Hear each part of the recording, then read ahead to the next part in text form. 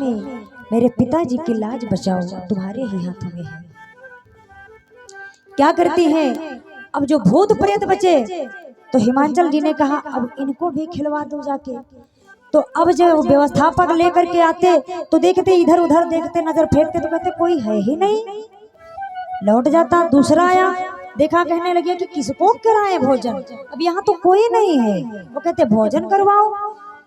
तो वो भूत प्रेत जमीन में थोड़ी ना बैठेंगे, तो ऊपर नजर फेंके तो देखते, कहते लाओ लाओ लाओ, आवाज आ रही, दिखता कोई नहीं। नजर उठाया, देखते सब उड़ते फिरते नजर आ रहे। अब जैसे देखा बल्टी लोटिया फेंका और भाग कर हिमांचल जी के पास पहुंचे। कहते थर थर थर थर कांप रहा, महाराज अब मेरे बस की बात नहीं है, आप ही जाओ। कहते क्या बात है? कहते हैं कि बात छोड़ो, अब दूसरे को भेज दो, वो आएगा खुद बता देगा बात क्या है। तो कहते अरे कुछ तो बात होगी, बताओ ना। तो कहते दूसरे को भेजो।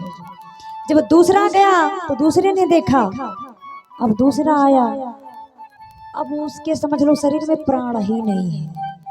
एक चुपचाप एकदम से खड़ा है और एक नजर टक लगाए देख रहा है। तो हिमांचल जी कहते हैं बात क्या है, कुछ तो बताओ सही। अरे जो जाता भाग के चलाता, जो जाता चलाता। तो कहते हैं जाएगा कौन और आएगा कौन और बोलेगा कौन? जब बोलने लायक बचेगा तब बोलेगा ना। तो कहते क्या बात है? तो कहते खुद चल के आप देख लीजिए। राजा हिमांचल जी साथ में जाते।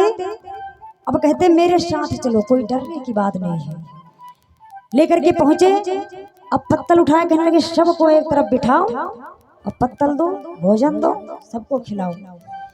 अब देख रहे हैं कि जी के भैया शीश है नहीं, सिर नहीं है। तो अब हिमांचल जी की ओर देख रहे, कहते इनको पत्तल डाले कि ना डाले। कह रहे नहीं दो, बराबर दो, पत्तल दो। पत्तल दे दिया। अब जिनके देख रहे हैं कि 10 शीश लगे हुए, तो कहते फिर देखते, कहते इनको कितने पत्तल डाले, एक डाले कि 10 डाल दे। हिमांचल जी कहते हैं 10 डाल दे। इसी प्रकार से सभी भूतों प्रेतों को भोजन करवाया, सूख शनिचर को भोजन करवाया। पार्वती मैया ने सुमरण किया, भोले बाबा ने लाज बचाई हिमांचल जी की, उनका अहंकार को दूर किया। अब जब सब हो गया तब कहते हैं अब विवाह होगा। अब माता मैना कहती है कि विवाह तो हम नहीं होने देंगे, कुछ भी हो जाए। तो नारद जी समझाते हैं, कहते देखो तुम्हारी बिटिया कोई ऐसे वैसी नहीं है, साक्षात लक्ष्मी है। ये बिटिया नहीं है, लक्ष्मी है तुम्हारी पुत्री।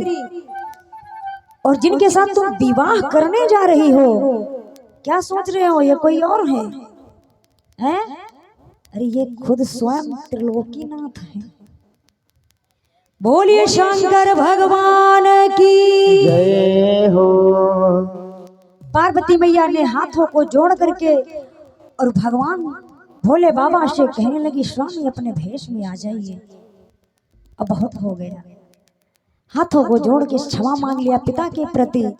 और भोले बाबा अपने सुंदर से लिबास में आ जाते हैं, बढ़िया सुंदर सा भेष है, माड़ो लगवाते हैं और पीताम्बर में भोले बाबा का बढ़िया से सुंदर सुंदर सा वस्त्र पहनाया और डमरू है, त्रिशूल है, मस्तक पर चंदा है और बढ़िया से पार्वती मैया का फेरा लगवाने लगते हैं, भावर डलवाते हैं। बोलिए शंकर भगवान की जय हो। बोलिए पार्वती मैया की जय हो। विधि विधान से भोले बाबा का और पार्वती मैया का विवाह करवाना शुरू कर देते हैं।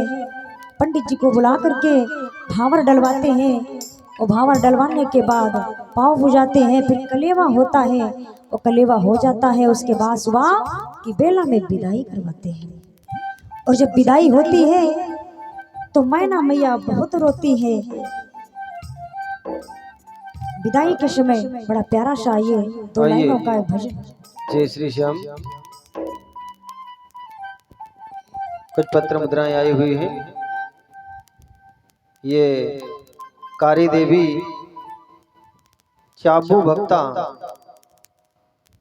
आपकी तरफ से 51 पत्र मुद्राओं का दान।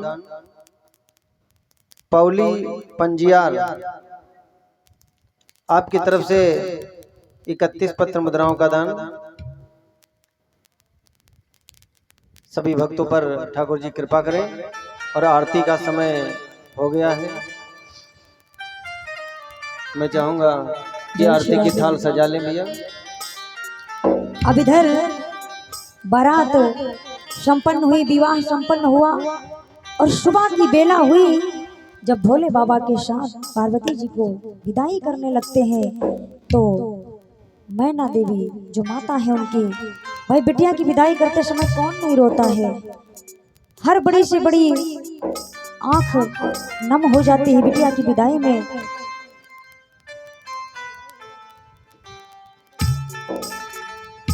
तब तक व्यवस्था करिए भैया। तो विदाई में कहते हैं, बाबुल का घर छोड़ के बेटी पिया के घर चली।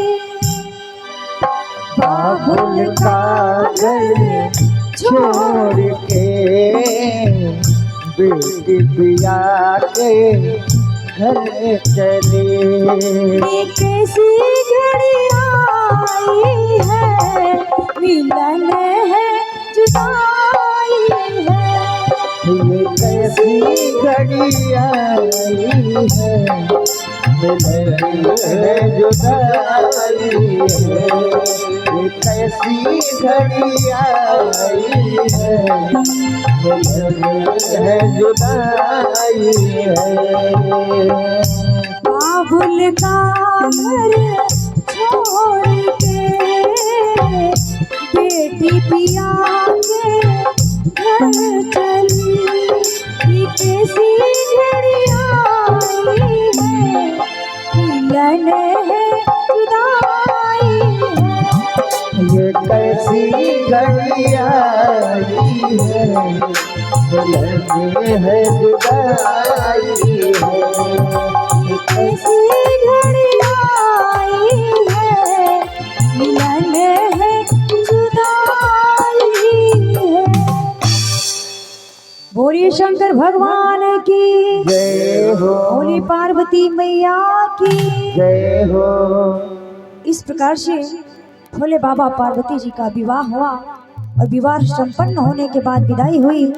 अपने कैलाश पर्वत पर चले गए और कुछ दिनों बाद उन्हें कार्तिकेय का जन्म होता है, जिनके द्वारा तारकासुर का वध हुआ।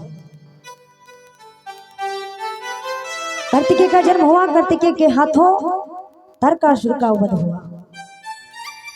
तो आइए सभी भक्तों ने बड़ा सुंदर सा प्रसंग शिव जी का विवाह सभी भक्तों ने श्रवण किया और कल का भी बड़ा सुंदर सा प्रसंग रहेगा। तो सभी भक्त ज्यादा से ज्यादा संख्या में आएंगे और आरती की व्यवस्था कर लें, नहीं तो फिर सारे भक्त ऐसे ही चले जाएंगे।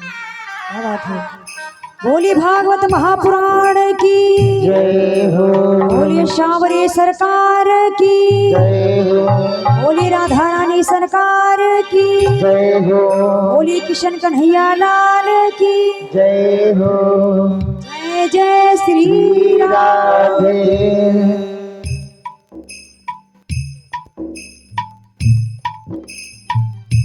क्या बात है।